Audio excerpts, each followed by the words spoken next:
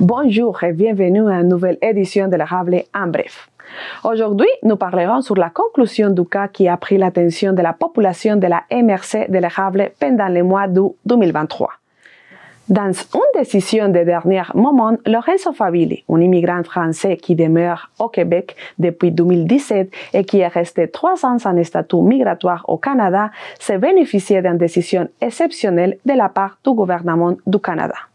Le ministre de l'Immigration, des Réfugiés et de la Citoyenneté, l'honorable Marc Miller, a décidé entre dimanche le 27 août et lundi le 28 août 2023 de surseoir la demande de renvoi de Lorenzo Eli Favilli, qui prévoyait son départ obligatoire du Canada le même 28 août. Le ministre lui a permis aussi d'obtenir un permis de travail fermé de 12 ans, ce qui lui permettra de venir cuisiner du resto-bar Le William à Saint-Ferdinand. La mesure de renvoi en France lui interdisait de retourner au Canada pendant 1 an. Cependant, l'intervention du député fédéral pour Mégantic-l'Érable, M. Luc Berthold, a amené l'attention du ministre Miller, qui s'est aperçu aussi de l'appui de la population de Saint-Ferdinand pour que ces chefs cuisiniers diplômés en France et au Québec puissent rester dans la région. Pendant cette émission, nous discuterons sur ce changement d'avis peu fréquent dans un gouvernement fédéral pour annuler une ordonnance de renvoi avec 6 personnes. En première, le même Lorenzo Favilli. Après, le député fédéral régional, M. Luc Berthold. Le maire de la municipalité de Saint-Ferdinand, Yves Charlebois. La spécialiste de main-d'œuvre immigrante Isabelle Pacan, qui a trouvé un employeur pour Lorenzo Favilli. La directrice de l'Association régionale de développement économique du centre de Québec, Stéphanie Bédard, qui a favorisé le réseautage avec le resto-bar Le William. Et finalement, l'archiviste de Chevalier-Colombe de Saint-Ferdinand, qui a rendu public le cas de M. Favilli, M. Benoît Bray. Nous commençons pour la réaction du bénéficiaire de l'action communautaire et de la suspension du renvoi en France, Lorenzo Eli Favilli. Aujourd'hui, lundi le 28 août 2023, nous sommes de retour à la marina de Saint-Ferdinand pour connaître la conclusion de l'histoire de Lorenzo Favilli. Avec beaucoup d'émotions et de ressentis, c'est comme vraiment un soulagement d'avoir obtenu non seulement une prolongation, et pas seulement en fait une prolongation, mais vraiment un permis de travail pour 2 ans au bar Le William, en fait, à Saint-Ferdinand. Donc c'est comme une bénédiction, un miracle, là, c'est inespéré au dernier moment, là, mais ça fait un bien fou. Et comment est-ce que vous avez reçu la nouvelle? Donc c'était dimanche 27 août, c'était, je me rappelle, 22h48, j'étais avec un ami, on savourait comme le dernier verre avant le départ. Puis d'un coup, le cellulaire qui sonne, j'étais comme, qui c'est qui peut m'appeler à cette heure-ci, hop. C'était un agent d'immigration qui prenait la peine, qui me disait, voilà, on m'a dédié pour vous annoncer que vous n'étiez pas obligé de vous présenter à l'aéroport demain, donc le 28 à 19h30, vous avez reçu une prolongation.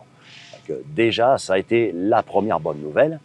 Et ce matin, donc le lundi 28 à 9h25, Luc Berthold qui m'appelle directement sur mon cellulaire pour me dire « Non, Lorenzo, c'est pas juste une prolongation, tu as ton permis de travail, quand tu le recevras dans la semaine suivante maximum, tu devrais pouvoir travailler sans problème. » Lors de l'appel, vous ont expliqué la raison pour laquelle ils ont changé d'opinion? Non, pas encore en tout cas. Ils m'ont juste annoncé qu'il y avait une prolongation, ce qui est déjà pas mal, hein, je veux dire. C'est déjà la bonne nouvelle, pas de détails. Après, pour l'instant, pas de détails. Après, je dis, c'est peut-être pour l'instant. Hein, c'est dans l'idée, c'est qu'il fallait qu'on prévienne rapidement, puisque c'est vraiment à quelques heures hein, que mon décollage était prévu, en fait. Donc, j'imagine que c'est juste, on dit l'information rapidement, puis ensuite, on va voir pour la suite. Mais oui. Est-ce que vous savez comment fonctionnera le nouveau permis de séjour au Canada? Ce serait comme un permis de travail dédié à un employeur et un type de travail particulier. Dans mon cas, la cuisine.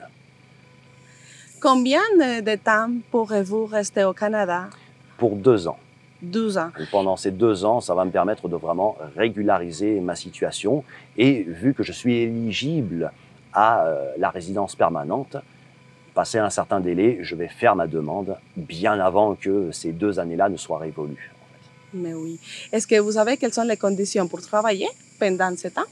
Donc, c'est pour une durée de 2 ans avec 30 heures semaine minimum. Au minimum. Mais vu qu'il y a une pénurie, qu'il n'y a pas beaucoup d'employés, ça ne me gênera pas d'en faire 40 ou 50. Je veux dire, bien au contraire. J'ai envie de travailler, donc pas me contenter juste de 30 heures. Surtout qu'on est encore en période estivale, on arrive à l'automne, donc mine de rien, ça continue à bouger. Vous avez lutté jusqu'à dernier moment. Oui. Et je suis sûre qu'il y a beaucoup de personnes dans votre situation. Quel message d'encouragement vous leur donnez? L'encouragement, c'est si vous êtes intégré, si vous êtes accepté dans la commune, la ville ou whatever, où vous êtes, si vous êtes intégré, si vous avez le soutien de la population, il ne devrait pas y avoir de problème en général. C'est vraiment ce soutien qui va faire la différence et qui va prouver que vous n'êtes pas juste un simple immigrant et qu'au contraire, vous êtes un immigrant qui a du potentiel et qui a la volonté de travailler et de s'investir. Vous avez entendu comment Lorenzo Favilli a reçu la nouvelle qu'il pourra rester au Canada pendant 12 ans, tout en travaillant dans son domaine de la gastronomie. Maintenant, le député fédéral pour Mégantic-l'Érable, M. Luc Berthold, nous explique ce qu'il a fait pour pouvoir sensibiliser aux autorités fédérales sur ce cas régional. On va commencer pour parler de comment est-ce que vous avez connu le cas de Lorenzo Favilli. C'est Benoît Bray qui s'est adressé à notre bureau. Benoît Bray, c'est le chevalier de colon, celui qui s'est occupé de toutes les démarches, signer la pétition, mobiliser les gens, qui s'est adressé à notre bureau pour avoir de l'aide. Il a communiqué avec mon adjointe Isabelle Laplante qui s'est informée auprès d'Immigration Canada. Et c'est comme ça qu'on a été mis au courant de la situation de Lorenzo, de ses difficultés, de l'historique de son dossier, puis qu'on a commencé à faire des démarches avec le cabinet de M. Mark Miller, le ministre de l'Immigration. Mais dans les débuts, quelle était votre opinion sur la situation migratoire de M. Favilli? C'est toujours difficile de faire des opinions sur un dossier parce qu'on a toujours juste la version de la personne qui est en face de nous. Donc, nous, après ça, il faut voir qu'est-ce que les fonctionnaires de l'Immigration Canada ont entre les mains. Pourquoi est-ce que ça a été si long avant qu'on ait des réponses? Pourquoi est-ce que pendant aussi longtemps, Lorenzo n'a pas eu de permis de travail? Qu'est-ce qui justifiait ça? Donc, au début, on était face à un des nombreux cas d'immigration qu'on a au bureau. Je dirais que au cours des derniers mois, il y a quelqu'un qui travaille presque à temps plein pour aider les citoyens en situation d'immigration à remplir leurs papiers, à faire face aux problèmes de papiers perdus à Immigration Canada. Donc, quand on a été mis au courant du dossier de Lorenzo, on a fait comme on fait habituellement, on est allé à la recherche d'informations. Jusqu'à ce qu'on se rende compte qu'il y avait effectivement des trous dans le dossier de Lorenzo, il y a eu des dossiers perdus, il y a eu des délais, et on pense dans le peu de temps qui nous restait, parce qu'on savait que Lorenzo faisait déjà face à un avis de renvoi du pays, qu'on n'aurait pas le temps de régler tout ça. Donc, on a tout de suite demandé au ministre de surseoir au renvoi de Lorenzo pour lui permettre à lui de prendre connaissance du dossier, permettre à nous de faire des pressions pour qu'on soit sûr que la lumière soit faite sur tous les éléments du dossier avant de le renvoyer.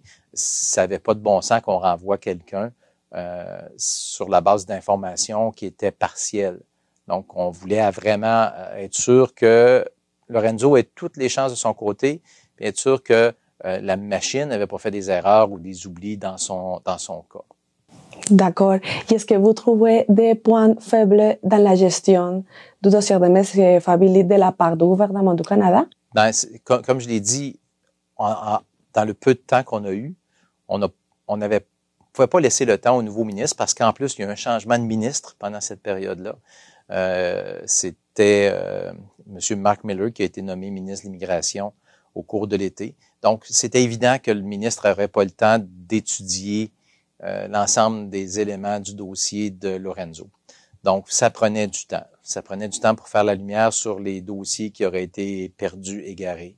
Ça prenait du temps pour comprendre comment se fait-il que Lorenzo, même s'il n'y avait pas de permis, même s'il n'y avait pas techniquement le droit d'être au Canada, était quand même ici depuis toutes ces années-là. Donc, il y avait plusieurs questions sans réponse. Et malheureusement, ça illustre un peu la situation qu'on a vue à Immigration Canada. C'est tellement compliqué. Ça prend des mois et des mois pour les personnes qui veulent venir au Canada pour avoir des réponses, pour avoir des visas, pour avoir, ne serait-ce que pour être capable de communiquer avec quelqu'un à Immigration. Le système est vraiment défectueux et c'est tout un défi qui attend le nouveau ministre. Je pense pas qu'en changeant le ministre, Immigration Canada va revenir sur la bonne voie aussi rapidement que ça. Malheureusement, on en a encore pour des mois et des mois, tellement il y a eu des retards dans les dossiers, tellement il y a eu des dossiers qui ont été perdus. C'est dommage. Comme je le mentionnais tantôt, ça va tellement mal que maintenant, le bureau du député est devenu presque une prolongation du bureau d'Immigration Canada parce que les gens doivent passer par les bureaux de leurs députés un peu partout au pays pour être capables d'avoir des réponses. Donc, le système est brisé. Lorenzo est une illustration de cette situation-là, du système qui est brisé présentement à Immigration. Puis il est temps qu'on refasse le ménage parce que ce que les gens oublient, c'est que c'est pas juste des dossiers, c'est pas juste des numéros, c'est des gens, c'est des citoyens, c'est des familles qui attendent pour être réunies, c'est des gens comme Lorenzo qui peuvent pas travailler, qui peuvent pas se nourrir, puis qu'on a accepté ici au Canada. À partir du moment où on les accepte, je pense qu'on doit traiter ces gens-là comme il se doit, comme des citoyens. Et si certaines personnes, si on n'a pas les capacités de les accueillir, ben pourquoi est-ce que on continue de faire la promotion pour attirer autant de gens? Je pense qu'il faut continuer, mais il faut juste que le système fonctionne. On a des logements pour les immigrants qu'on fait venir dans notre région. Ici, si on n'avait pas des gens, des travailleurs étrangers, beaucoup de nos entreprises seraient en très grande difficulté. Et on ne peut pas se permettre ça. Donc, on a un devoir, un rôle, une responsabilité comme région, comme communauté, de faire une place, mais une vraie place aux immigrants, pas uniquement des voir comme des personnes qui viennent dépanner une entreprise. Mais oui. Et justement, quelle a été votre participation dans ces dossiers et quel était votre objectif quand vous avez connu le cas de M. Favilli? Mon objectif, c'était de laisser du temps, d'avoir du temps. On a écrit à 2 reprises au ministre, M. Miller. J'ai communiqué avec son cabinet, qui lui aussi a communiqué avec nous. On a demandé de surseoir à la décision de renvoi, ce qui a été fait, pour permettre au ministre et à Lorenzo de rétablir les faits puis de mettre les papiers en ordre. Puis en même temps, on ne pouvait pas juste demander au ministre de lui dire, ne le renvoyez pas tout de suite en le laissant ici sans qu'il ait le droit de travailler. Maintenant, nous nous occupons de la participation du maire de San Ferdinand, Yves Charlevoix, dans ce cas qui a touché directement sa municipalité.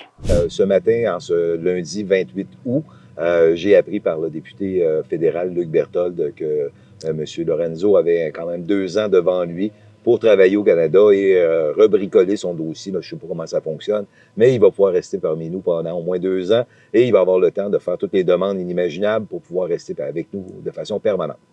Qu'est-ce que vous pensez de cette nouvelle? Comment ça aide à San Ferdinand? Ce qui est exceptionnel, c'est que, écoute, c'est une décision qui vient au lieu du ministre Mark Miller, qui est ministre de l'Immigration du gouvernement canadien. Des demandes d'immigration, des histoires d'immigration, il y en a à grandeur du Canada. On est 37-38 millions de Canadiens. Il fallait absolument attirer l'attention envers notre cause à nous, c'est-à-dire qu'on avait un citoyen à grandeur du Canada pour tout le Canada qui était en problème. Et finalement, Lorenzo, hier soir, à 11h moins quart, il y a un agent d'immigration qui lui a téléphoné pour lui dire « T'as pas besoin de venir à l'aéroport ce soir, lundi ». Fait que il était pris pour prendre l'avion en ce lundi 28 août à 19h. Il était attendu à l'aéroport pour un aller simple pour la France. Comment ce changement de statut peut bénéficier justement à San Ferdinand? C'est qu'on a au resto-bar, le William, il y a besoin d'un cuisinier. Puis en même temps, on veut montrer qu'on est, on veut montrer, nous le sommes, on ne va pas à le montrer, là, à le démontrer, mais qu'on est très ouvert à l'immigration, fait qu'il n'y a pas de problème de ce côté-là, tu sais, on est une société très ouverte. Fait que c'est ça qu'on voulait vraiment démontrer, c'est pour ça qu'on a fait une pétition, on a fait venir des médias, puis on a fait tout ce qu'on pouvait pour sensibiliser le ministre à notre petite cause minime à Saint-Ferdinand par rapport au reste du Canada, et on a eu une oreille attentive de la part du ministre. Monsieur Charlevoix, parle-nous de la résolution que vous avez envoyée. Bien, tout simplement, c'est qu'un conseil municipal, ça parle par résolution. Quand on est d'accord, on donne notre opinion. Dans ce cas-ci, on a donné notre opinion en faveur de que Lorenzo puisse rester parmi nous. Ça a commencé comme ça à notre conseil municipal il y a 2-3 semaines. Et on a fait parvenir la résolution au ministre Ménard. On l'a fait parvenir aux députés un peu partout. Et on a commencé le bal comme ça. Par la suite, M. des Chevaliers de Colomb nous a demandé d'organiser une conférence de presse. Par la force des choses, parce que c'est mon métier d'être journaliste, fait que j'ai convoqué les médias et je me suis arrangé pour qu'on ait le plus de couverture possible pour l'occasion. Lorenzo Favilli avait été référé par la MRC de l'érable à l'Association régionale de développement économique du centre du Québec. La consultante réglementée en immigration pour le Québec et le Canada de cette association, Mme Isabelle Pacan, nous explique en studio ce qu'il a pu faire pour Lorenzo Favilli, accompagnée de la directrice régionale de l'organisation, Mme Stéphanie Bédard. On voudrait savoir, Mme Stéphanie, qu'est-ce que fait l'Association régionale de développement économique du centre du Québec? L'Association régionale de développement économique du centre du Québec, qu'on appelle l'ARDEC, est un organisme de deuxième ligne qui vient en aide aux entreprises du centre du Québec. Donc, je dis deuxième ligne, on est complémentaire aux services locaux de développement économique, donc dans le cas de la MRC de l'érable ici. Madame Stéphanie, comment est-ce que l'association s'est impliquée avec le cas de Lorenzo Favilli? Quel est le volet qui a permis à Lorenzo Favilli d'avoir vos services? C'est via l'escouade main-d'œuvre et son volet de recrutement international.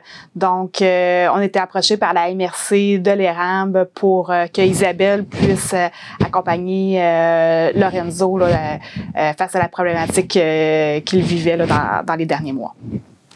Madame Isabelle, quand vous avez connu à Lorenzo, quel était son statut migratoire dans ce moment-là? Il était sans statut.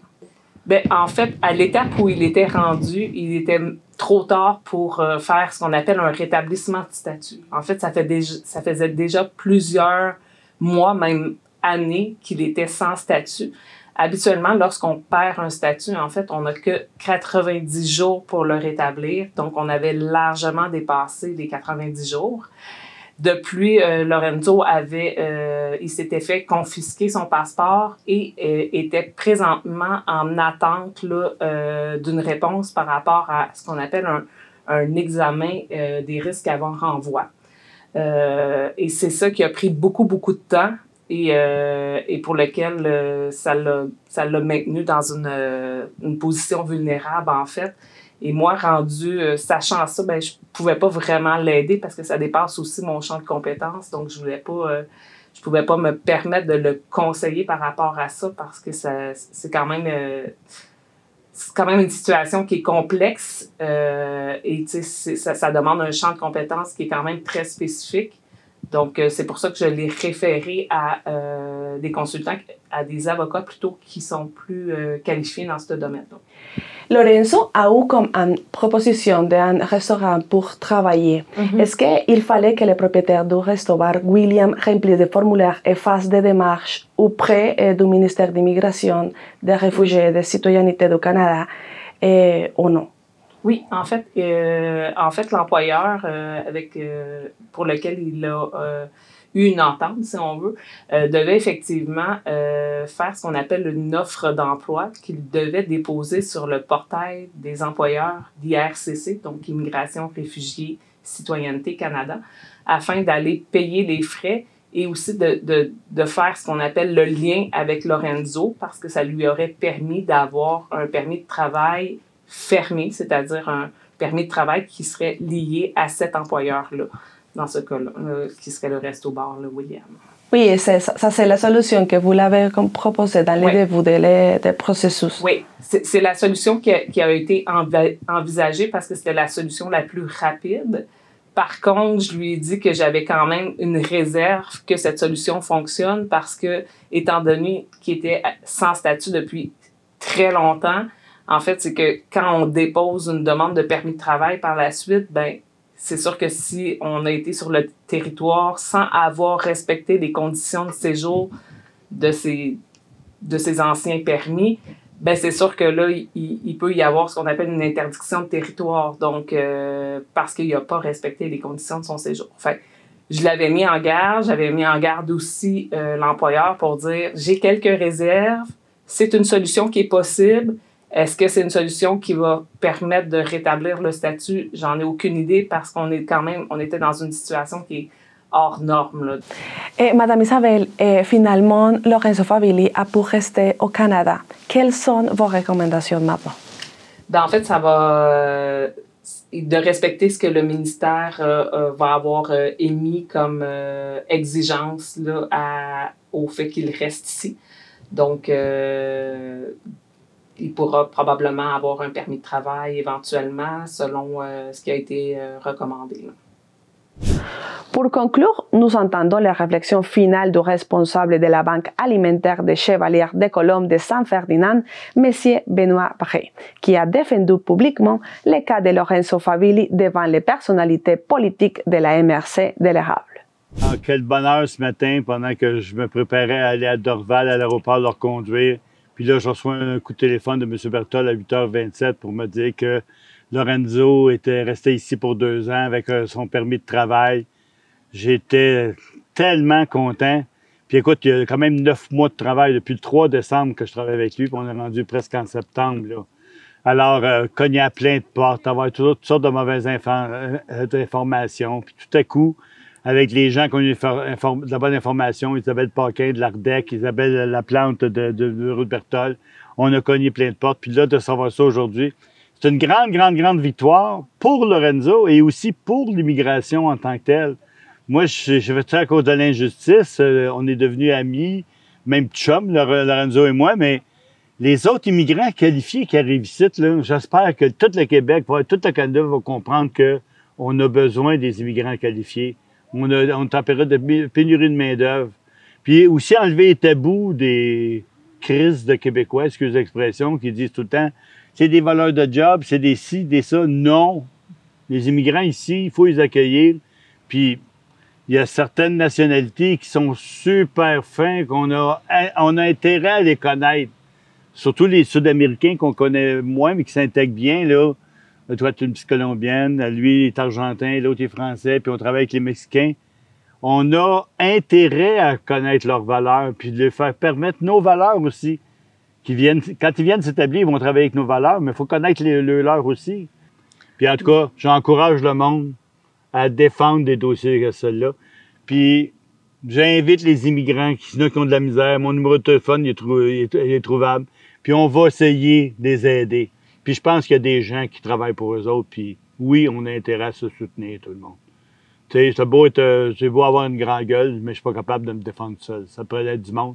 Puis on a eu Saint-Ferdinand d'une force incroyable. Là, finalement, le gouvernement du Canada a décidé de laisser à M. Favilli de rester et travailler ici à Saint-Ferdinand. Pour la TVC, Sylvana Suarez.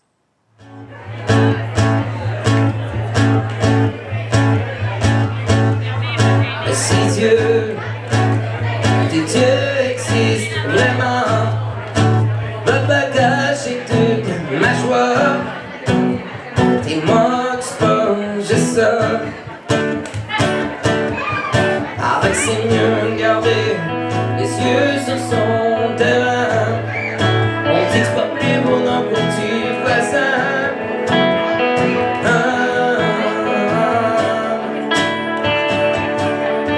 Mais si Dieu existe vraiment, pourquoi tu fais tout ça? Qu'est-ce que je peux faire pour toi, pour que tu m'aimes plus fort, pour que tu m'aimes plus fort? Paraît-il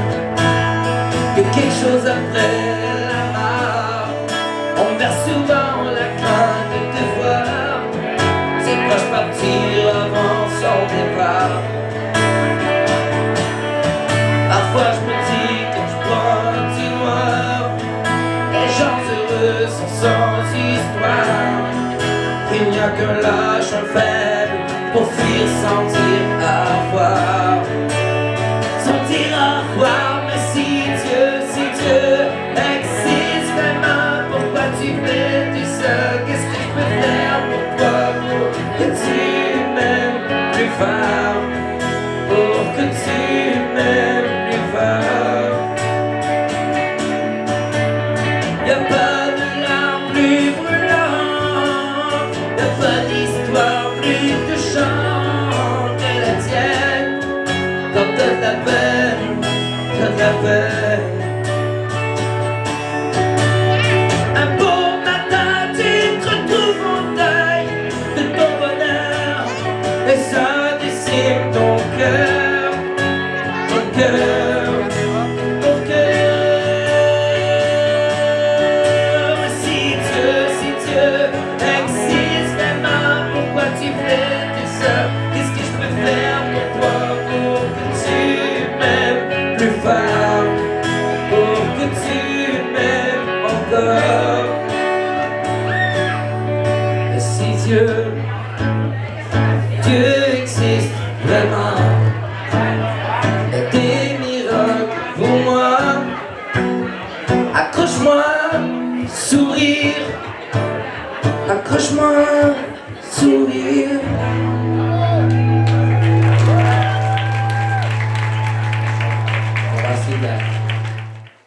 Avec cela, nous nous approchons de la fin de la mission Érable en bref.